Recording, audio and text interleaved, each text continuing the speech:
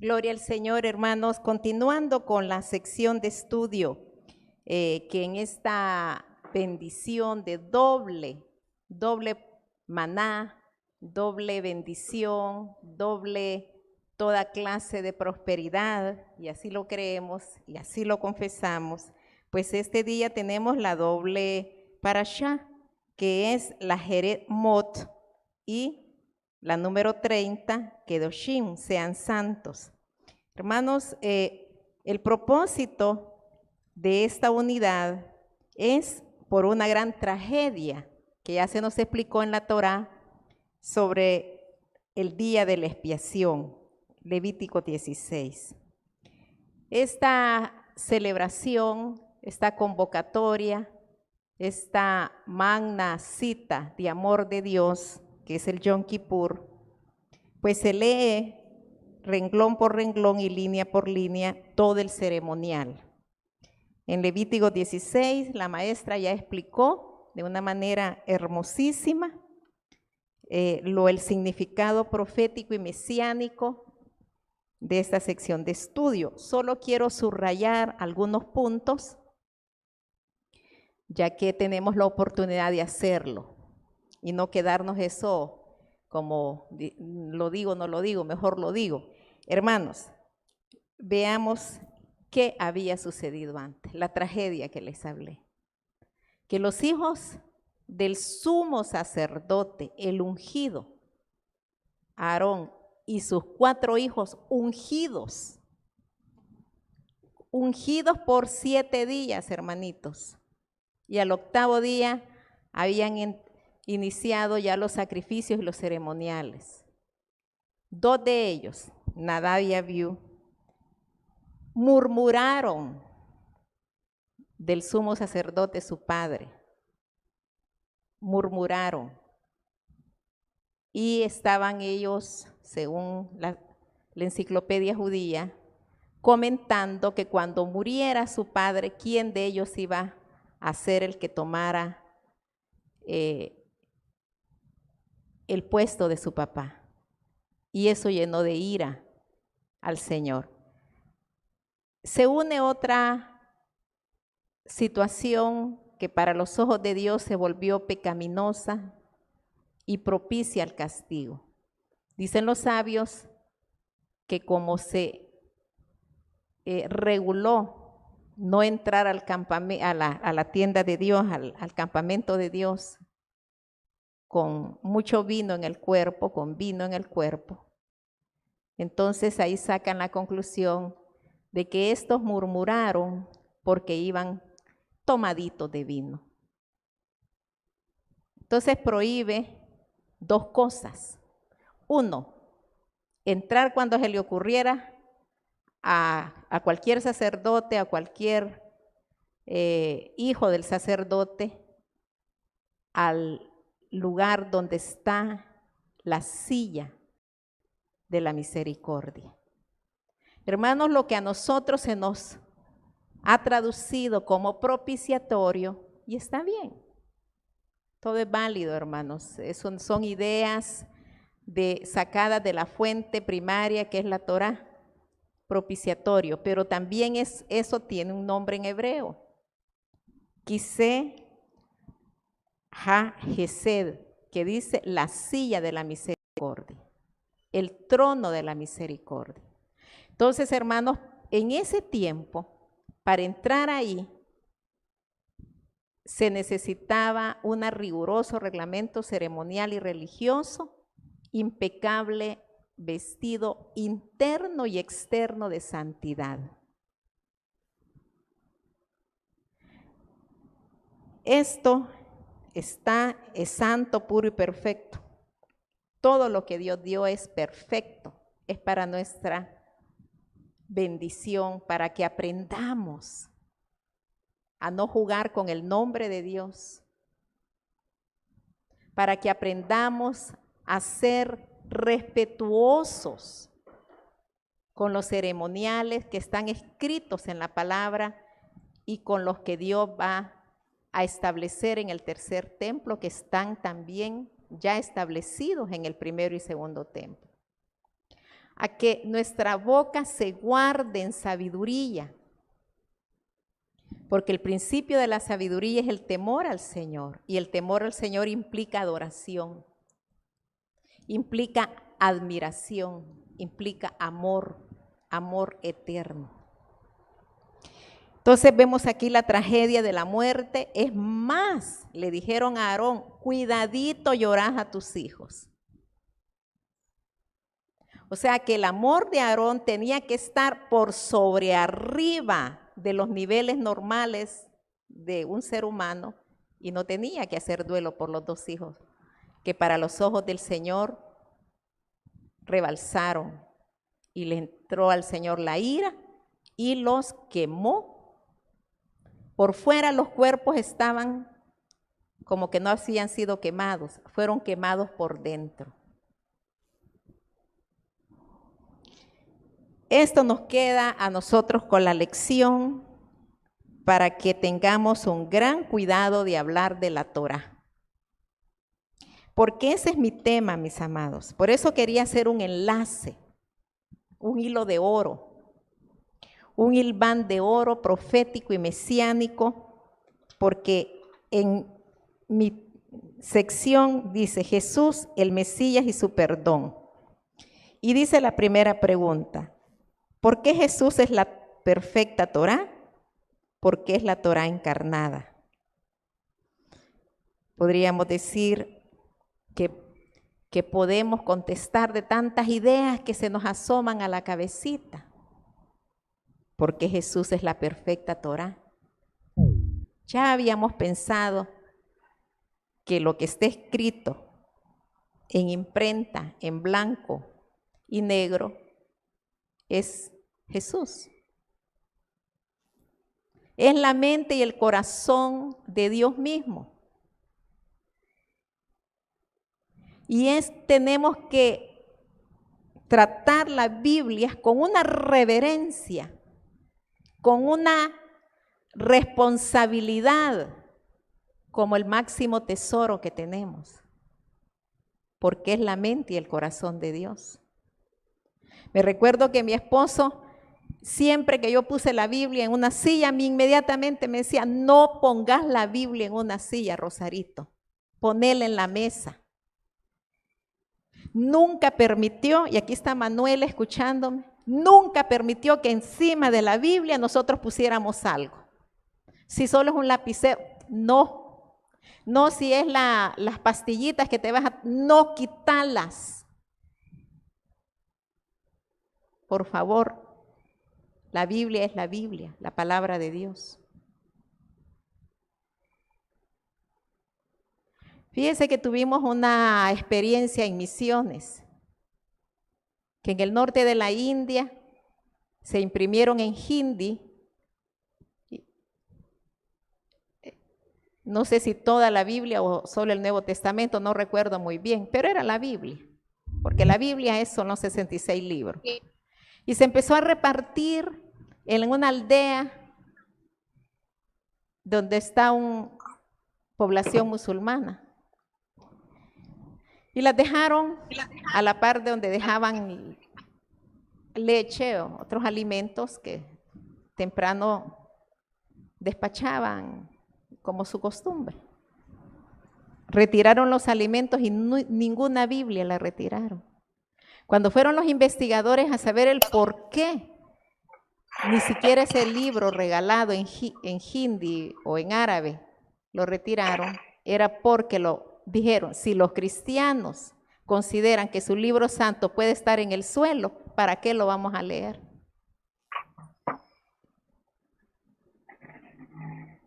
¿Para qué lo vamos a leer? Y hermanos, Dios no ha cambiado. No, hermanos. El Dios que le vemos su ira en las batallas que los enemigos de Israel los atacaban y Dios mandaba ángeles y mataba toditos. El Dios que vemos su ira santa poniendo sus juicios contra su propio pueblo, contra sus propios hijos, es el mismo de ayer, de ahora y por los siglos. Si usted cree que es otro Dios, hermanos, entonces arrodíllese y dígale gracias, Señor, porque siendo todavía pecador, siendo todavía necio o necia e insensato, no ha caído su ira santa sobre mí, porque tenemos un intercesor, el dueño de la Torá, el hacedor de misericordias, que está sentado al trono de Dios en la corte celestial, intercediendo para que no muramos como los dos hijos de Aarón murieron. Y hermanos, vamos a responder por qué Jesús es la perfecta Torá y por qué es la Torá encarnada. ¿Por qué creen ustedes, hermanos? Medite un momento. Piense. Que no nos importa dar dinero para una marca de zapatos o un vestido que nos gusta, ¿verdad? O una joya que decimos, esta es la joya y la voy a guardar en el joyero porque si se me pierde, ay, qué lástima. Y nos duele dar dinero para comprar una Biblia. Piense qué es lo que considera usted si Jesús es la perfecta Torá. La Torá Emet, hay una Torá que se llama Torá Emet, quiere decir la Torá de la verdad. Cuando le dije a mi profesor de hebreo, yo anhelo tener la Torá Emet, que la tienen ustedes dentro de sus diferentes clases de Torá. Y me dijo el profesor de hebreo, ¿para qué quieres la Torá Emet? Me dijo. Ay, es que esa es la de ustedes y yo quiero estudiar en la Torá Emet de ustedes. Y me dice así, hermana, me dice, si la Torá es la verdad, hasta además está decir Torá Emet, porque con solo decir la Torá ya se sabe que es la verdad irrefutable, eterna y plena, completa. Entonces, entonces, no, suficiente con la Torá que vos tenés aquí. Suficiente con Reina Valera. Ahí está la Torá, me dice. Pero si hay algo, no te preocupes, hermana, me dice. Solo que tú hables hebreo, vas a leer en hebreo y vas a estudiar plenamente en hebreo. Pero dale gracias a Dios que la Torá le llegó a tu idioma, al castellano, al español, al idioma de tu corazón. Y que tú puedes abrir diferentes Torás, porque se le llama Torá también a toda la Biblia. Y tú vas a encontrar la verdad plena, no te compliques. Se le ha puesto a tu cultura de tu español, no se te iba a poner a algo que tú ni siquiera lo entendieras, porque la Torá está para ser entendible, no para decir qué difícil es, hermana, ay, no, esto sinceramente no le encuentro. No, hermano, está irrespetando el nombre de Dios. Le está diciendo a Dios que lo que nos ha dado como el máximo regalo, como la perla escondida, como el tesoro de gran precio, lo dio para que no lo entendiéramos. No, hermano. La Torá es perfecta, plena y santa. El problema es nuestro corazón que no está circuncidado. Te viene la pregunta del millón. ¿Tenemos el corazón circuncidado, hermanitos? Porque si no tenemos el corazón circuncidado, no vamos a entender. Por más que nos estén explicando, va a haber sordera espiritual. Va a haber una visión confusa. Se va a ir usted por otro lado. Se le va a preguntar, hermanos, ¿y qué explicó la maestra Carolina? ¿Qué explicó? ¿Qué entendió usted de lo que dijo la maestra Carolina, la maestra Lourdes? Y va a haber topazón de mente. Porque de seguro estaba sentado y la cabeza la tenía por otro lado. Porque no tenemos hambre y sed de justicia como Dios pide que tengamos. Por lo tanto, hermanos, Jesús es la Torá perfecta. Bien simple. Ya se dio la respuesta a usted por qué Jesús es la Torá. ¿Cuáles son los adjetivos calificativos que él propio se dio? ¿Cómo se calificó él? ¿Cómo se autodenominó Jesús o Yeshua cuando vino hace 2000 años? ¿Qué dijo él? ¿Quién era él mismo? Dijo lo que nadie se atreve a decir. Ningún ser humano que ha transitado en esta tierra se ha atrevido a decir, yo soy el camino, yo soy la verdad, yo soy la vida. Es la Torá. Torá, hermanos, no es la ley. Se nos tradujo como ley. Ahora estamos aprendiendo que es más allá que eso. Son las santas indicaciones de Dios. Eso significa Torá.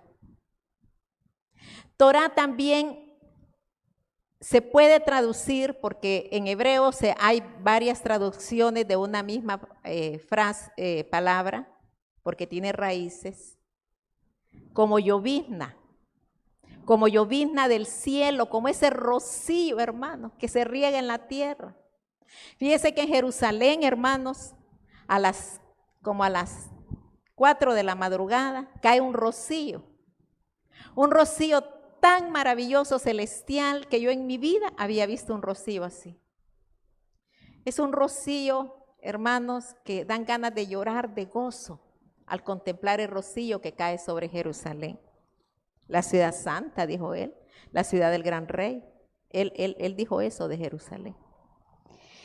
Y luego, hermanos, es dar en el blanco. Es dar en el blanco. El que lee la Torá, estudia la Torá, le cree a la Torá, abraza la Torá, vive la Torá, la guarda en su corazón, camina en la Torá, es que tiene una vida santa porque ha dado en el blanco. La Torá es el blanco perfecto. Los apóstoles nos dicen que veamos a Jesús porque Él es el autor y consumador de nuestra fe. Porque si usted lee, el que lee entiende, dijo Jesús, que del oír viene la fe, dijo el apóstol, del oír la palabra de Dios. También dijeron que la palabra de Dios es viva y eficaz, más cortante que espada de doble filo, que penetra hasta el tuétano de los huesos y discierne las intenciones del corazón. Esa es la palabra de Dios. Y ahí no estaba hablando de que el Evangelio de Santiago, que el Evangelio ahora en la carta de Judas, que hablan el libro de Marcos. No, hermano, estaban hablando hasta Malaquías. En ese momento no tenían los evangelios. Los evangelios, mis amados, fueron recopilados hasta el siglo IV en el concilio de Nicea, allá al norte de Israel, donde se conocía como Asia Menor y ahora se conoce como Turquía. Ahí se recopilaron en ese lugar que se llama Nicea en el año 325 y 324, porque va el conteo para abajo. 324 y 325 es el tiempo donde se recopiló el Nuevo Testamento y se le agregó a la Tenaj, porque la Tenaj se terminó 400 años antes de la venida de Cristo. Ahí se termina el Malaquías, con la reconstrucción del segundo templo por Nehemías y Esdras. Y esos profetas maravillosos, hermanos, de la primera lluvia y de la segunda lluvia, son los que hacen un componente de 37 libros, que es la Torá, que se llama Tenaj. ¿Por qué se llama Tenaj? Porque la primera T es Torá, porque la N, Tenaj, de la N que va por ahí en medio, son los profetas, Neviín. Y la K es Ketubín, los rollos, Ruth, Cantares, Proverbios, Eclesiástico. Entonces, todo eso es el componente de 39 libros, si les dije 37, corrijo ahorita, 39 libros, que consisten en lo que nosotros llamamos Antiguo Testamento. Me recuerdo cuando fuimos citados aquí por la sinagoga de San Benito, fue mi esposo, fue su servidora y otra hermana.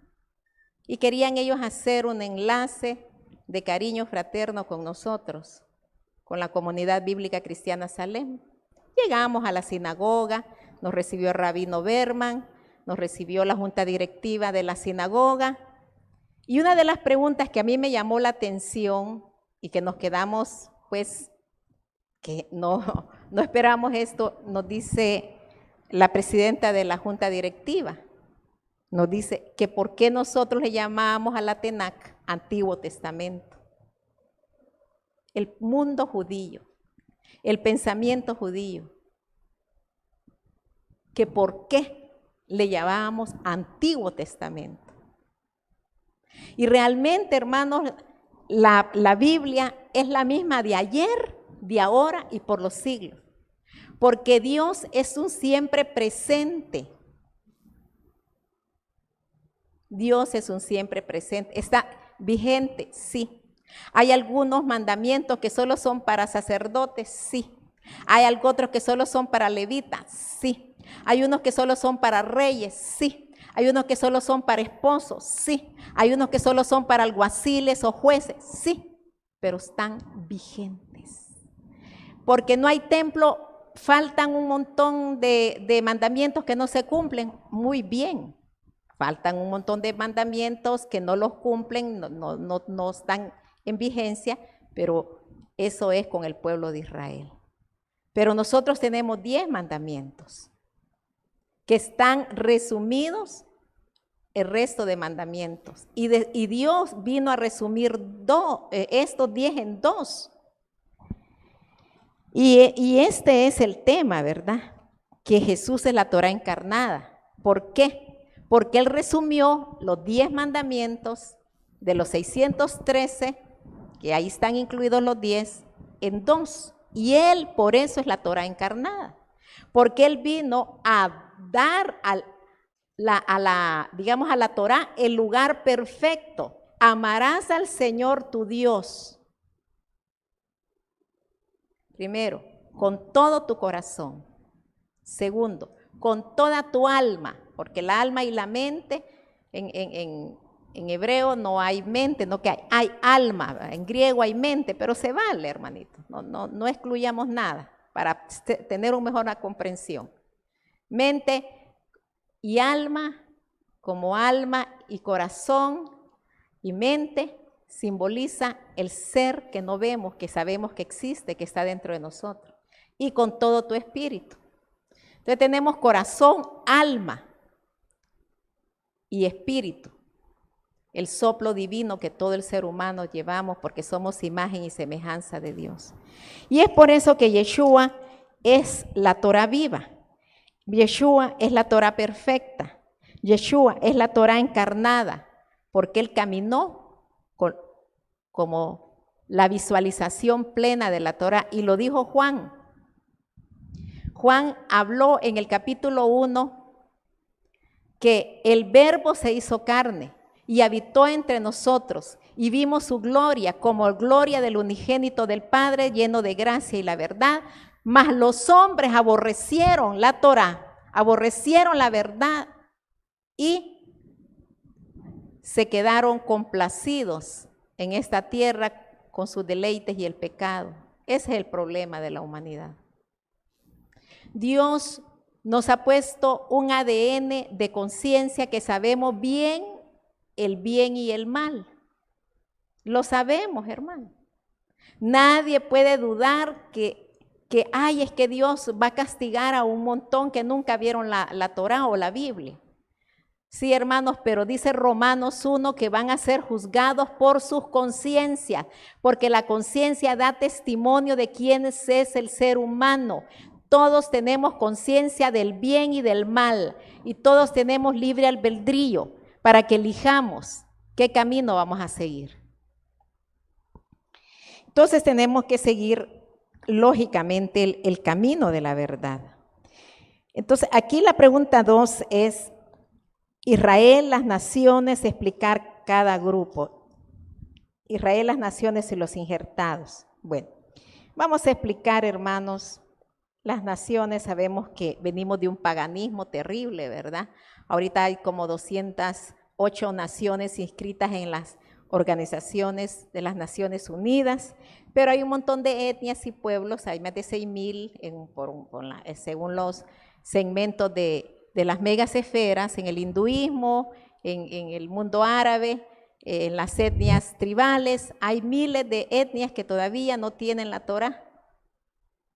Tienen algunas unos párrafos del Nuevo Testamento, pero aún así, hermano, el anhelo de nuestro corazón es que vaya la Torá, la Biblia, hasta los confines de la tierra, y se está logrando porque los satélites trasladan sin fronteras, sin limitaciones, y ustedes saben que si de 7,000 lenguas que hay, se ha traducido la Biblia, aunque sea en fragmentos, y solo faltan 2,000 dialectos de traducción. No toda la Biblia completa, pero hay fragmentos del Nuevo Testamento donde está el Mesías, Yeshua, pues que es lo que nos interesa que el mundo confiese y reconozca. Entonces, hermanos, las naciones, pues sabemos que todas, absolutamente todas, tenemos un trasfondo pagano. Ninguna se salva, solo Israel es la única que se salva. Israel es la única cultura que no es pagana. Y esto, hermanos, son las clases de misiones que uno recibe en la universidad. Cuando uno va a tomar un curso de misionología, esta es la forma que se presentan las naciones y se presenta el pueblo de Israel. La única nación que no es pagana, no tiene cultura pagana, es Israel. De ahí todo el conjunto de naciones, todas tenemos trasfondo pagano.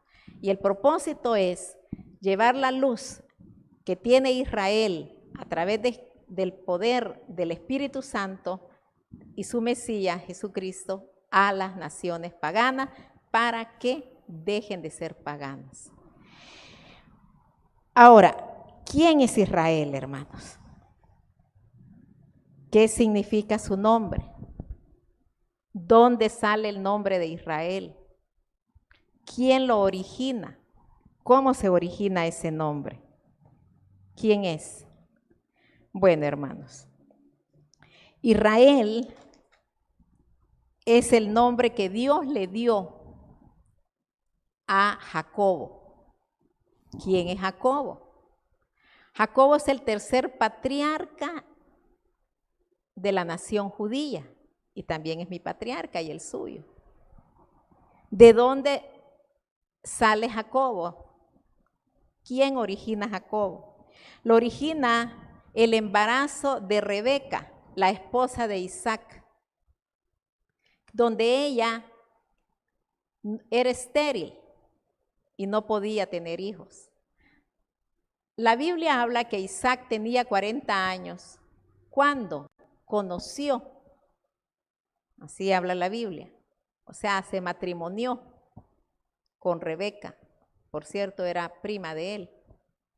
Pero ella salió estéril. ¿Qué cosa va? Sara salió estéril, Rebeca salió estéril.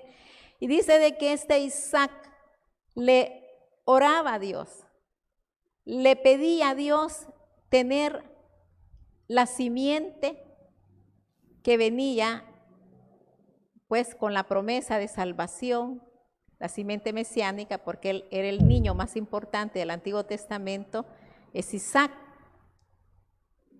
Porque Isaac llevaba la simiente de la promesa del patriarca Abraham, su padre.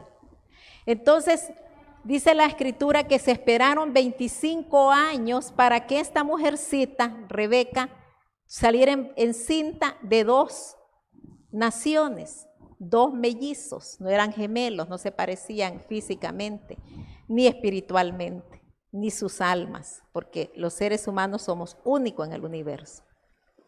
Entonces, la profecía que había recibido Rebeca era que ella no soportaba ya el pleito que había en su ser de esas 2 naciones, de esos 2 chicos.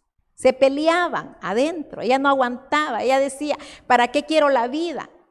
si esto que yo vivo con este embarazo es tan terrible que prefería ella hasta morirse.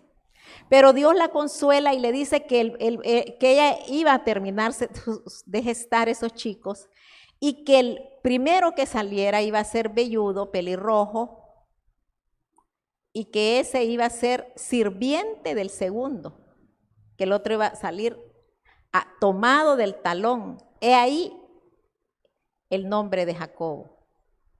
Jacobo es Jacob. Yad es mano en hebreo y Ekev es talón, la mano que se agarra del talón, Jacob. En ninguna parte de la Biblia de literal hebreo está que es ladrón, que es mentiroso, que es usurpador, que es engañador. Hermanos, esos epítetos los han puesto los maestros y los teólogos nuestros. Literalmente Jacob significa la mano que se agarra del talón de su hermano. Sale el primer niño, ¿verdad? Y el otro venía con el impulso del primero, venía el otro agarradito del talón. Cuando vieron esto, le pusieron Jacob. Pero también Jacob, como les dije que en el hebreo un nombre puede significar varias denominaciones, varias cosas. Entonces Jacob significa seguidor del Dios de Israel. ¿Por qué? Porque si el nombre lo pasamos a verbo, hay un verbo en el hebreo que es Jacob, que es verbo, no es nombre, verbo, como el nombre de Yeshua. Yeshua es verbo, no es nombre. Yeshua es el Salvador o salvación. El nombre que lleva nuestro país, El Salvador, es Yeshua. Entonces Jacob, ese nombre en verbo significa seguidor, seguir, seguir, seguir. Me recuerdo que estaba en Nazaret, hermanos, íbamos a hacer unas bodas en el santuario de Caná, con el pastor Luis Orantes, por cierto, y Deisita, que ahí reconfirmaron sus votos, y también Dorita con Arturo, y estábamos nosotros pendientes de que llegara el horario designado para esas bodas. Y me acuerdo que el guía, Rubén, me acuerdo que le decía al motorista, Jacob, Jacob, Jacob. Y el que los iba a casar, el rabino, se llama Jacob. Y yo pensé que le estaba explicando que estábamos esperando a Jacob y que era el que tenía que estar a tiempo, ¿va? Y yo le digo al guía, mira, y que le estás explicando que Jacob tiene que también estar al mismo tiempo que nosotros para no perder el horario que nos han asignado. No, me dijo.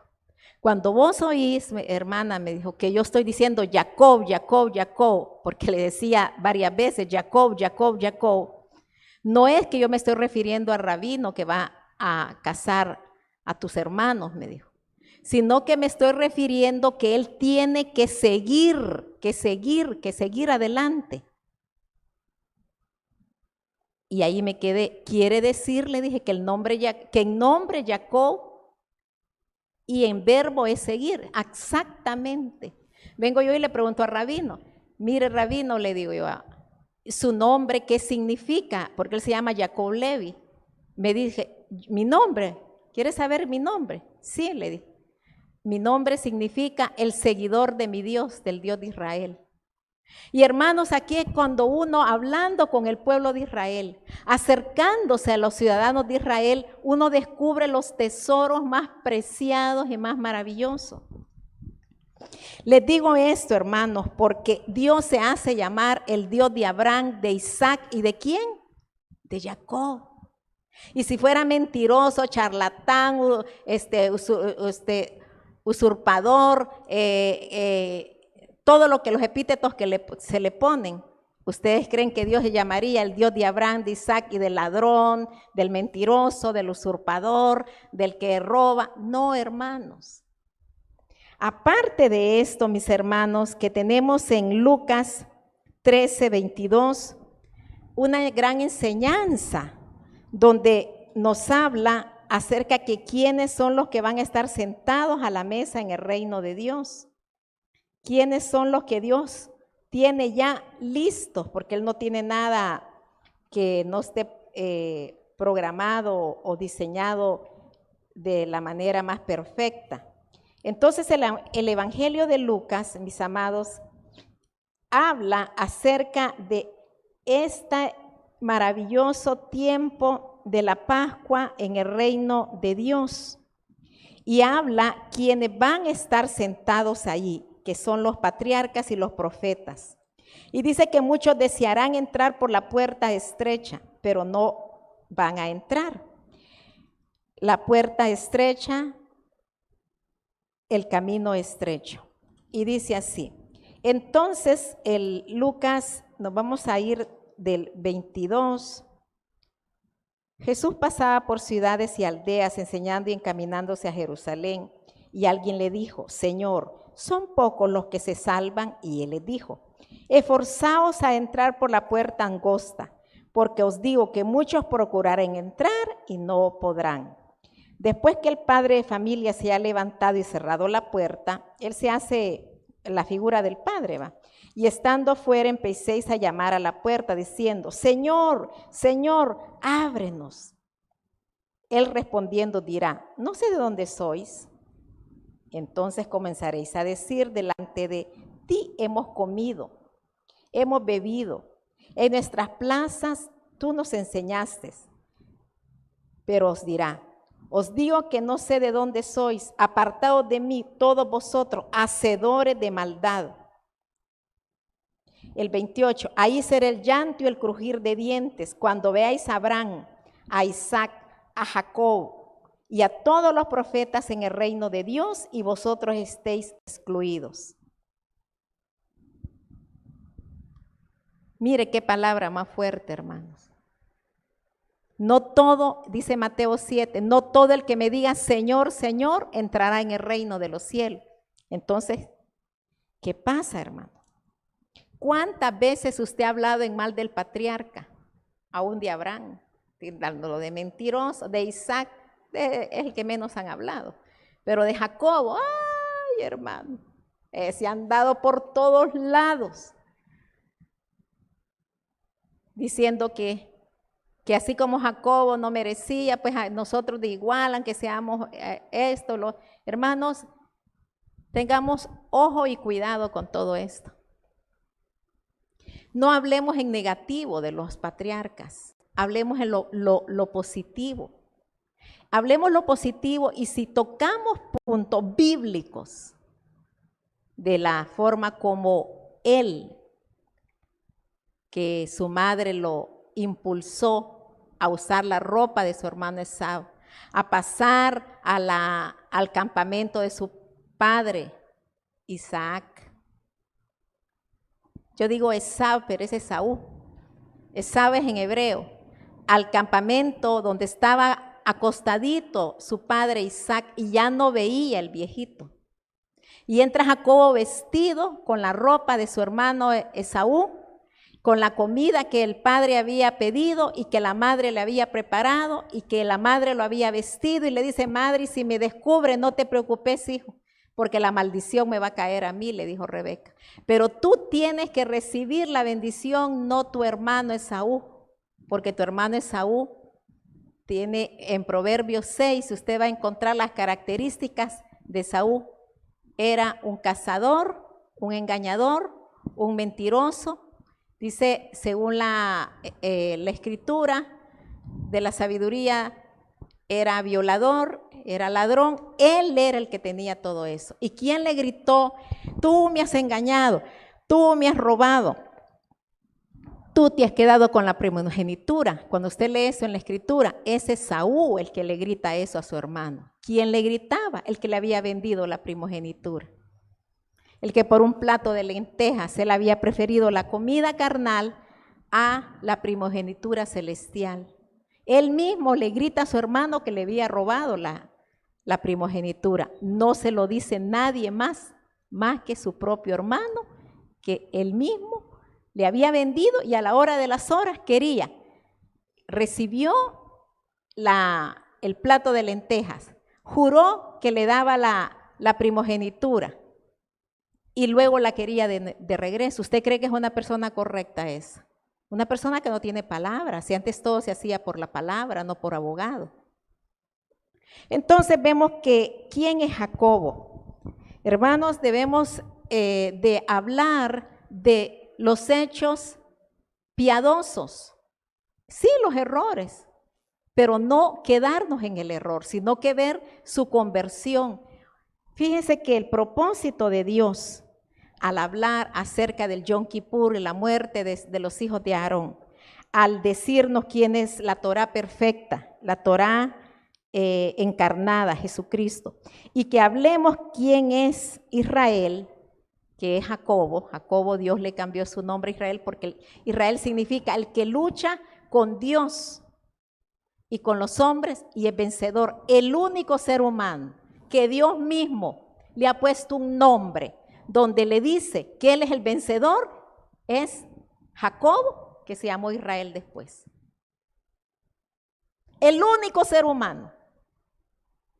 Luego Jesucristo, porque esta es la sombra del que iba a venir.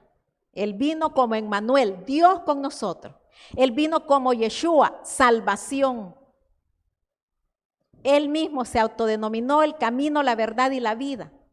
Y hermanos, ¿qué es lo que Dios nos pide en esta clase? Que si somos injertos en el árbol de olivo, que es Israel, que si las naciones paganas, tú como nación que vienes del paganismo, pero que saliste de la esclavitud del paganismo, saliste de las tinieblas que te dominaban, fuiste liberado de vicio, de pecado, de concupiscencia, de maldad, de y tenemos, hermano, 13 pecados que tiene el hombre. Sí, es porque Dios quiere que circuncidemos el corazón. ¿Por qué, hermanitos? Porque existe la circuncisión espiritual. Dios a nosotros las naciones nos prohíbe a través del Concilio de Jerusalén que andemos circuncidando prepucios de carne, porque eso no es para los gentiles, para los gerín, que se llaman los conversos a Jesucristo. Eso es para Israel, mis amados. Así es que si alguien te quiere engañar, los judaizantes te quieren engañar y te quieren meter en circuncisión carnal, preséntale Gálatas 6 y diles no, preséntale el Concilio de Jerusalén que son Hechos 15 y tú diles no, porque yo no califico para ser circuncidado de prepucio. La circuncisión que Dios me pide es la del corazón, como se lo pide a Israel. Mire lo que dice Romanos 2. Tú que dices que sos judío y te jactas en la ley y que eres irreprensible y que le enseñas a muchos y que te crees la luz del mundo y que crees que tú mismo, pregúntate a ti si estás circuncidado de corazón, no solo de prepucio. Ahora la pregunta se nos revierte a nosotros. Tú que dices que eres evangélico, que eres cristiano, que ya te bautizaste, que guardas las celebraciones santas, las citas de amor, tú que dices que diezmas, preguntémonos a nosotros mismos, ¿tenemos el nuevo nacimiento a través de la circuncisión de corazón? Jeremías 24 dice 7, y les daré un corazón para que me conozcan, que yo soy su Dios, y me serán por pueblo, y yo les seré por Dios, porque se volverán a mí de todo corazón. Y también Deuteronomio 36, Deuteronomio 10, 16. Circuncidaos el prepucio de vuestro corazón y no endurezcáis vuestra cerviz. ¿Qué significa endurecer la cerviz? Es una persona difícil de controlar. Es una persona que tiene un corazón indómito. Es una persona que no se quiere someter, que quiere el evangelio a su manera.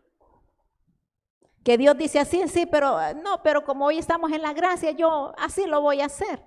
No, a mí no me obliguen. No, mire, eso de celebrando fiestas, a mí no, hermana, mire, para los judíos, nosotros aquí, hermanos, ese es el evangelio a su manera. Se los estoy diciendo a tiempo, hermano. La persona que tiene el corazón duro, la cerviz dura, es indomable. No le gusta someterse, no es humilde, es rebelde y se autoengaña. Vamos a orar, hermanos, que Dios nos ayude. Que sea Dios poniendo esa circuncisión en el corazón. Que sea en esta hora, en este minuto, en este mismo momento, que tenga el Señor la compasión y la misericordia de quitarnos ese pellejo duro del corazón, de quitarnos y hacernos esa circuncisión celestial para que tengamos un corazón de piedra. No tengamos un corazón de piedra, sino que uno de carne. Que quite el Señor el corazón de piedra y nos dé ese corazón que sangra con la sangre del Cordero. Señor Dios Todopoderoso, le damos gracias porque podemos entender nuestro Yom Kippur.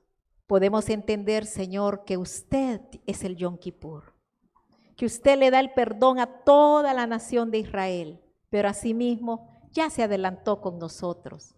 Nos dio su santo y divino perdón, Señor, y queremos sentir esa seguridad, tener esa confianza plena que usted nos circuncide el corazón, que nos quite ese corazón de piedra, rebelde, insolente, que no se somete, y queremos un corazón humilde, un corazón apacible, un corazón lleno de su sangre, de su paz, lleno de su amor.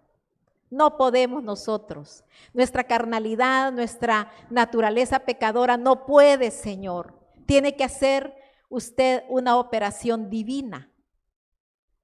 Tiene que entrar con su dedo santo y hacer esa operación dentro de mi corazón y del corazón de los hermanos que así lo desean y lo anhelan con toda su fuerza.